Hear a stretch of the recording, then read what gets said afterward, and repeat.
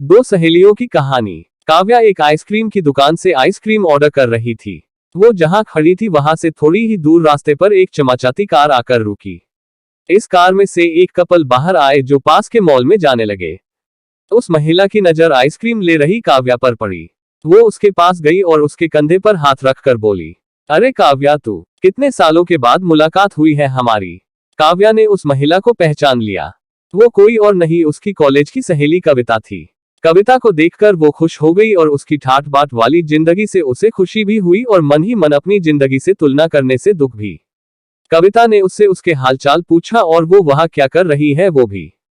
काव्या ने उसे बताया कि आज उसकी शादी की सालगिरह है, इसलिए वो और उसके पति इस आइसक्रीम पार्टी करने आए हैं।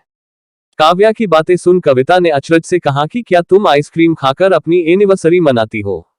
काव्या ने दुखी मन से जहा, हाँ, हमारी फाइनेंशियल कंडीशन इतनी अच्छी नहीं है, इसलिए हमें सोच समझकर ही खर्चा करना पड़ता है।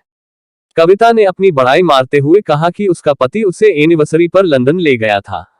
वो आगे बोली कि उन्होंने उसे ये डायमंड की घड़ी भी गिफ्ट दी। अपनी घड़ी दिखाने के लिए जब उसने अपना हाथ ऊपर उठाया तो उसके हाथ में वो घड़ी नहीं थी।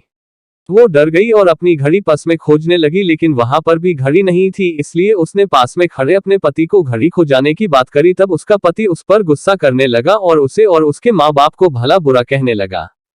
फिर गुस्से में उसका पति घड़ी खोजने ले लिए कार की तरफ चला गया। काव्या ये सब हैरानी से देख रही थी। उसने कविता से पूछा कि उसका पति उसे कैसे बात करता है। कविता ने आंखों में आंसुओं के साथ कहा कि उसके ससुराल वाले रिश्तों से ज्यादा पैसों से प्यार करते हैं। काव्या को कुछ दिन पहले की बात याद आई जब उससे नया मोबाइल गलती से टूट गया था। उसने डरते डरते अपने पति से बोला तो उसके पति ने स्माइल के साथ उसे समझाया कि डरती क्यों हो, मैं इसे रिपेयर करवा दूंगा। उसने आज जो कुछ देखा और महसूस किया था उसने उसे अपनी जिंदगी को पॉजिटिव दृष्टिकोण से देखना सिखा दिया। आपको ये कहानी कैसी लगी नीचे कमेंट करके हमें जरूर बताइएगा।